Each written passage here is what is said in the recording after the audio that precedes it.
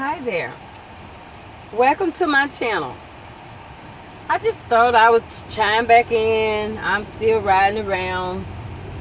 Just wanted to speak a little bit more about R. Kelly and his situation. I think that we should be focusing on really the new charges. Yes, of course, we should continue to talk about, okay, well, how all this got started. Lisa Van Allen and Jeronna Pace, Drew Kelly, Andrea Kelly, whatever her name is. Talk about them to keep the focus up there. However, I think that we should be coming up to doing some more investigation to the charges that the American government have. Me, myself, I don't quite understand why he's charged with racketeering, because racketeering is a charge that they usually put on drug dealers because they're doing an illegal business, money laundering. Really, it's white collar crime. And R. Kelly had a legitimate record business. And I don't see how they was able to turn that into racketeering. Because, and then also flying people across state lines. Now, from my understanding and my receipts, is that for one of the particular young ladies, and I think she's still with him, okay, their parents had signed off for her to fly. And the other young lady, she was of age. And one of the young ladies stated on the Gayle King show that her family tried to get her to have sexual pictures taken with R. Kelly. So just in case they had to blackmail him. Now, that's not my opinion. That's what she said on the Gayle King show. And okay, so therefore, and she said that she did not have sex with R. Kelly at the age of 17. However, if she did, and it was in Chicago, the legal age is consent.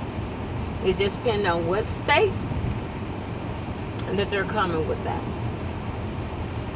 And that's all I have to say about that.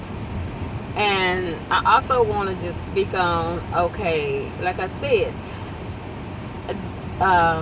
in indictment, it states having sex with a man or someone between the ages of 12 years old. I have yet to find any information on the person the child who they're speaking on, who is 12 years old.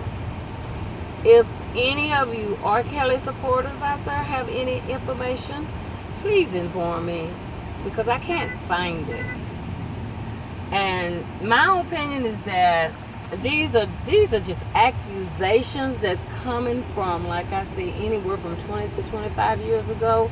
And it's my opinion that the videotape that they're using and they're talking about is the same videotape that they had from the first child. And the reason that they're trying to throw it off and say it's multiple tapes and everything is the fact that they're trying to so that the defense attorney cannot say double jeopardy. That's why they're trying to change the charges around, because to use the same tape, it would be double jeopardy. And that's all it is to it. That anybody know anything about constitutional law, go to Westlaw and you can read up on constitutional laws. Westlaw is what I used during college, and I still have the program myself, and I gave myself a refresher course on regarding a double jeopardy, and that would fall under the category of double jeopardy. You just can't change it around. The law, they can change it around because they placed the charges on it. However, it's a violation under the double jeopardy law to do that. And they know that. They're intelligent. Believe me, they know that. But I feel like what they're doing is they're bringing forth these charges so they could be done with it. Either he be found guilty or not guilty, because the charges is just really not making any sense. They just made up a whole bunch of stuff. Just made up a whole bunch of charges to place on him.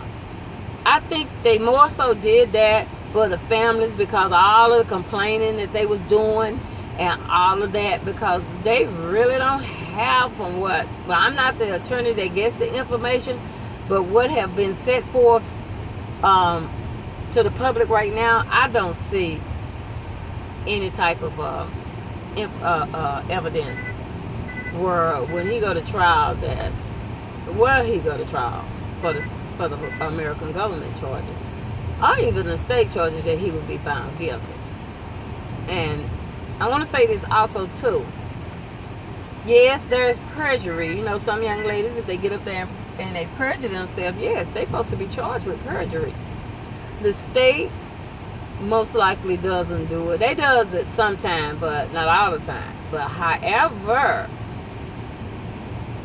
the true thing about law, and you can look this up.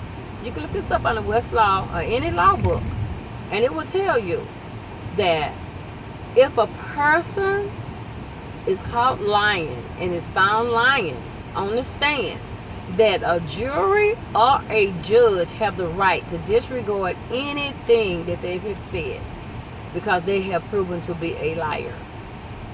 And normally, since the prosecution has paid out so much money to prosecute a case, they do put perjury on people.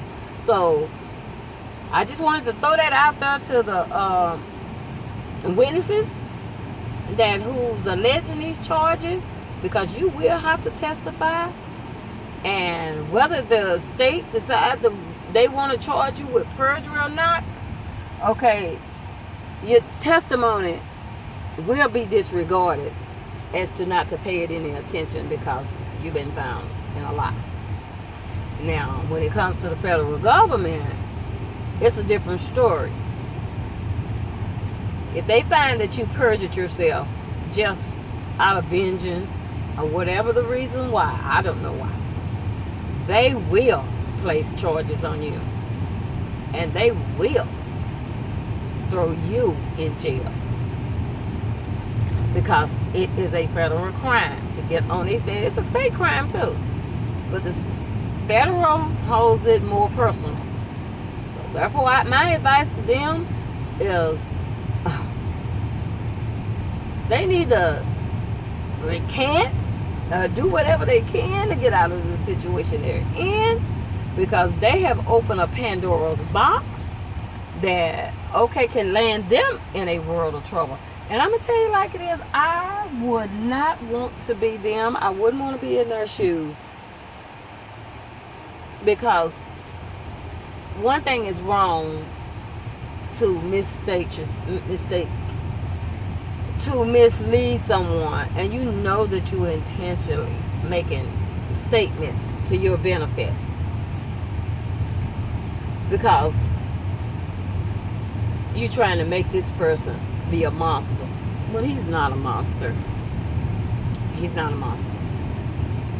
Now, it's just like I said, if anybody wanted to know anything, if you don't know anything about law, if you want to know anything about law, I suggest that you look up Westlaw. Westlaw, and you can pull up cases from Westlaw. Kind of cases that, like R. Kelly, which of course I believe R. Kelly case is going to sell precedents.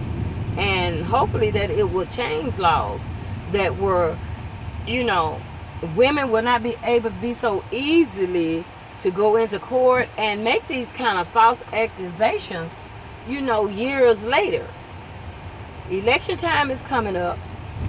People need to really vote, because some people are trying to get in there and they're really trying to pass these laws, and you guys, like I said, y'all gonna be in a world of trouble. And then for women, they don't play. And R. Kelly case should be a perfect example of just how women can be vindictive. My thing is that I hope that that the men out there don't think all women are like that, because all women are not. I am not like that. You know, you don't need to know my life history, but I'm just telling you, I'm not that type of person. I just want to chime back in and just say, just throw another 2 cents in. That's all. Just still riding around chilling. Again, if you like my channel, you subscribe, hit the notification button, wherefore you will be notified when I upload another video. And also, I would like to state again, I'm not a news reporter, I'm just a blogger. Everything that I've said in this video is my opinion, it's allegedly, and that's my story, and I'm sticking to it. Goodbye.